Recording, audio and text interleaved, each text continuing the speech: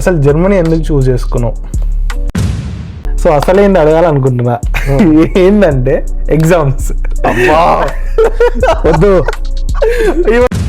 ఇప్పుడు ఇది కూడా నేను ఒక వీడియో చేసిన, 1 డే బ్యాటింగ్ అని చెప్పి చేసిన. అది రియల్గా కదా? నీకు ఎట్లా అనిపించింది అంటే నైట్ కూర్చొని చదివేసి రేపు రాసేస్తా అంట. వద్దు, లైక్ ట్రాఫిక్ లైట్స్ ఏమైనా దాటేయడము, లేకపోతే ఈ స్కూటర్ని ఫుట్ పాత్లో నడిపిస్తే ఫైన్స్, ఇవన్నీ నార్మల్గా కామన్గా ఉంటాయి జర్మనీలో.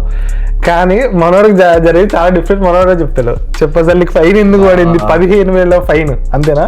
ఇండియన్ రూపీస్లో 15,000 మనోడికి అయితే ఫైన్ పడింది.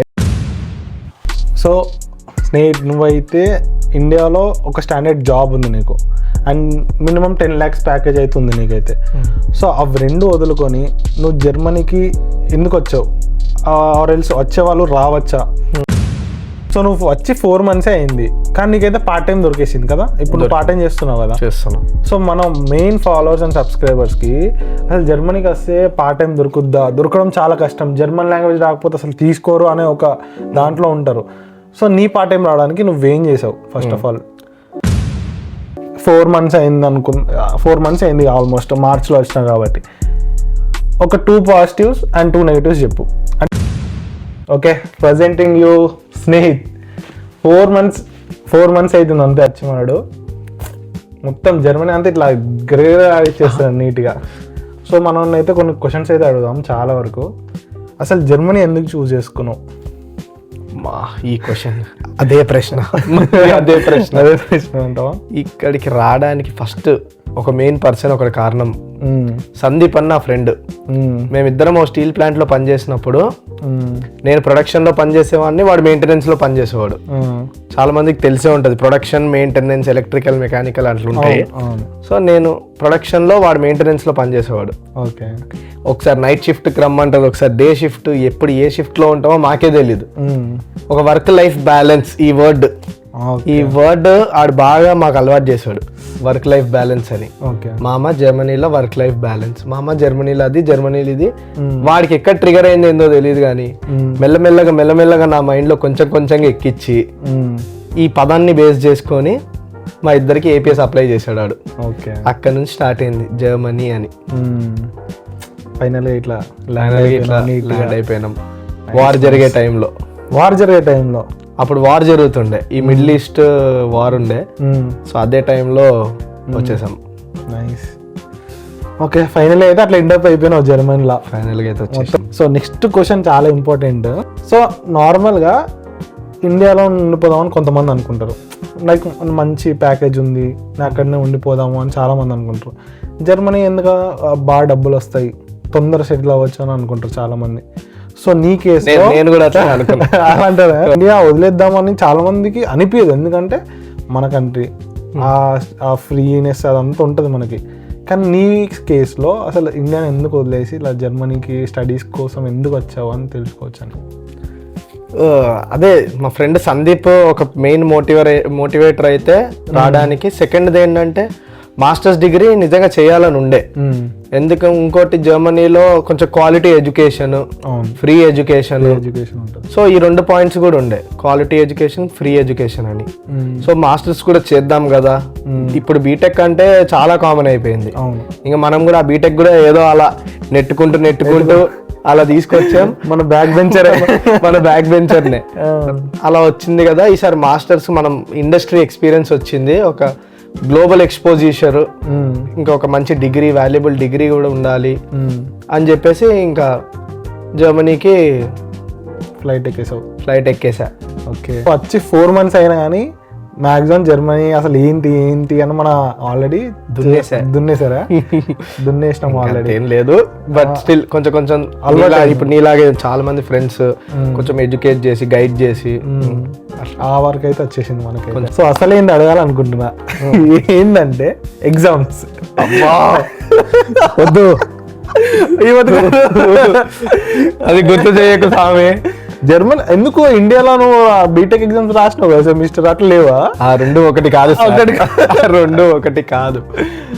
ఇక్కడ ఎగ్జామ్స్ నాకు అసలు తెలియదు ఇలా ఉంటాయని. ఈ కాన్సెప్ట్ ఓపెన్ బుక్ అని ఒక concept, open book. Second cheat sheet. మనకి చిట్టీలు తెలుసు, కానీ ఇక్కడ చీట్ షీట్ అని ఒక కాన్సెప్ట్ ఉంది. ఏంటంటే మొత్తము 6 సబ్జెక్ట్స్ లో నేను 5 సబ్జెక్ట్స్ రాసా ఫస్ట్ సెమ్ లోనే. కొన్ని ఎగ్జామ్స్ ఏమో ఓపెన్ బుక్, అంటే వాడు బుక్ మొత్తం తీసుకొని రా, నీకు కావాలంటే ఎందంటే అని తీసుకొని రావచ్చు. ఎగ్జామ్ మాత్రం 90 minutes. అవును. వాడు క్వశ్చన్ కూడా ఇంత రాయమని అడగడు, జస్ట్ ఒక క్వశ్చన్ చిన్న ఒక 1 word ఆన్సర్ అంతే. సో దానికి నువ్వు ఎంత బుక్ ఉన్నా సరిపోదు, నీకు అది నాలెడ్జ్ ఉండాలి, నువ్వు నిజంగా సబ్జెక్ట్ అంతా నేర్చుకోవాలి. అంటే అప్పుడే అర్థమైంది వీడు ఇంత బుక్ తీసుకొని రారా అయినా నువ్వు పాస్ కాలేవు, దమ్ముంటే పాస్ గా అన్న టైప్ లో ఎగ్జామ్ అన్నట్టుంది. ఛాలెంజ్ ఇసిరిండు. కానీ ఎంతైనా నీకు స్టార్టింగ్ ఓపెన్ బుక్ అనగానే అబ్బా పాస్ అయిపోవచ్చు అన్న ఫీలింగ్ వచ్చింది. ఆ ఫీలింగ్ అయితే పక్కా వచ్చింది. ఓపెన్ బుక్ అంటే ఇంకా అసలు ఆ ఎగ్జామ్ నాకు చదవబుద్ధి అవ్వలేదు నా సీనియర్స్ చెప్పే వరకు. ఓపెన్ బుక్ అలా కాదురా తమ్ముడు ఇట్రా అని చెప్పేసి, నువ్వు మొత్తం బుక్ ఉన్నా సరిపోదు, 90 minutes తిప్పేలోపే ఎగిరిపోతాయి, అలా తిప్పుకుండేలా ఉండకూడదు, నువ్వు మొత్తం చదువుకోవాలి అప్పుడే పాస్ అవుతావు అని అన్నారు. ఇక అప్పుడు కూర్చున్నా నైట్లు కూర్చొని చదివా. ఇంకేమో రిజల్ట్స్ వచ్చేవారు చెప్పలేము అప్పటికి కూడా. ఇండియాలో అంటే ఇప్పుడు మైక్రో జిరాక్స్ లో టపటప తీసేసి ఎక్కడొక్కడ పెట్టుకోవడం ఉంటది, కానీ ఇక్కడ రాగానే పేపర్ A4 size తీసుకుని రాయడం అనేది ఎట్లా అనిపించింది చెప్పు అసలు మళ్ళీ BTech second year second sem లో చిట్టీలు రాసిన నేను 2-3 పెట్టినాం. అది రాసిన ఫీలింగ్ వచ్చింది. మా ప్రొఫెసర్ 2 చీట్ షీట్స్ అలౌడ్ అని చెప్పాడు. సో ఇంకా 2 చీట్ షీట్స్ మొత్తం చిన్నగా నింపుకొని వెళ్ళా. మధ్యలో ఒక దగ్గర అసలు ఎక్కడ ఏం రాసానో నాకు కొంచెం కన్ఫ్యూజన్ వచ్చింది. క్వశ్చన్ ఎక్కడ నుంచి ఇచ్చిండో ఏ టాపిక్ అని మొత్తం ఎత్తుకేలోపు మళ్ళీ టైం అయిపోతుంది. ఇక్కడ ఎగ్జామ్స్ గేమ్ అనేది మొత్తం టైం ఆ టైంలో నువ్వు రాయగలగాలి అంతే. నీకు పెద్ద లెందీ పేపర్లు ఉండవు ఏముండవు, జస్ట్ నీకు డైరెక్ట్ క్వశ్చన్స్ అడగకుండా ఇండైరెక్ట్ గా కాన్సెప్చువల్ గా రియల్ లైఫ్ ఎగ్జాంపుల్స్ తోని మిక్స్ అయిన క్వశ్చన్స్ అడుగుతాడు. ఓవరాల్ కాన్సెప్ట్ తెలుసు అంతే, నువ్వు చదవాల్సిందే. లేదు అంటే ఇప్పుడు ఇది కూడా నేను ఒక వీడియో చేసిన 1 day బ్యాటింగ్ అని చెప్పి చేసిన, అది రియల్ గా నీకు ఎట్లా అనిపించింది అంటే నైట్ కూర్చొని చదివేసి రేపు రాసేస్తా అంట. అసలు ఒక ఎగ్జామ్ 1 day బ్యాటింగ్ చేసినాం మేము, ఎందుకంటే మాకు 1 day టైం ఉండే మధ్యలో. ఆ 1 day చదివినాము. First horrible experience. అసలు నైట్ అంతా మేల్కొని ఉన్నా, పొద్దున అసలు ఆ క్వశ్చన్స్ కి అసలు దిమ్మ తిరిగి బొమ్మ కనిపించింది. ఫర్ సపోజ్ బాగా టాపర్స్ వచ్చి మంచిగా చదివి పాస్ అవుతారు, అది ఓకే. మొన్నలాగా normal back benchers middle normal moderate గా చదివే వాళ్ళు ఉంటారు. జర్మనీకి అసలు పాస్ అవ్వలేము అనే డైలమాలో ఉన్న వాళ్ళకి ఏం చెప్తావు నార్మల్ అని? సో ఇక్కడ కూడా మళ్ళీ టైం గురించే చెప్తా. ఎగ్జామ్ టైంలో మేనేజ్ చేయాలి, ఇక్కడ నువ్వు చదువుకోవడానికి టైం పెట్టాలి. ఎంత డల్లర్ అయినా ఎంత టాపర్ అయినా కానీ టైం పెట్టంది అయితే పాస్ కాము.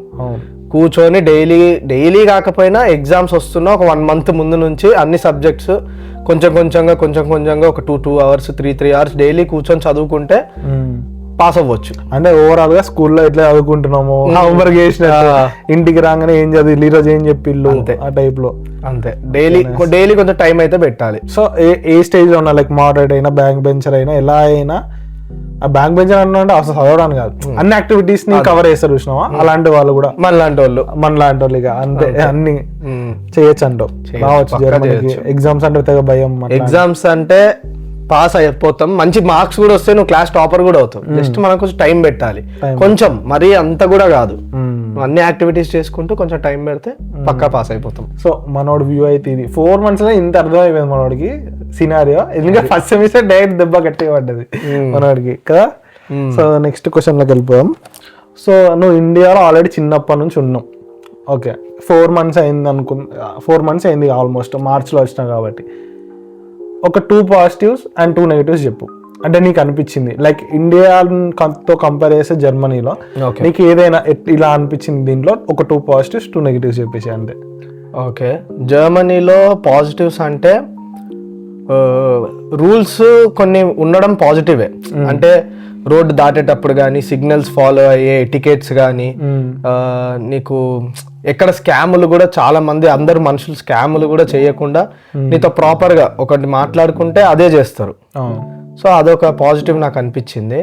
ఇక్కడ వెదర్, ఇప్పుడు నేను వచ్చిన సమ్మర్ కాబట్టి నాకు పీక్ వింటర్ ఎక్స్పీరియన్స్ నాకు తెలియదు. సమ్మర్ లో అయితే అంతా ఒక వైబ్ లో ఉంటది, ప్రతి ఒక్కరు వైబ్ లో ఉంటారు.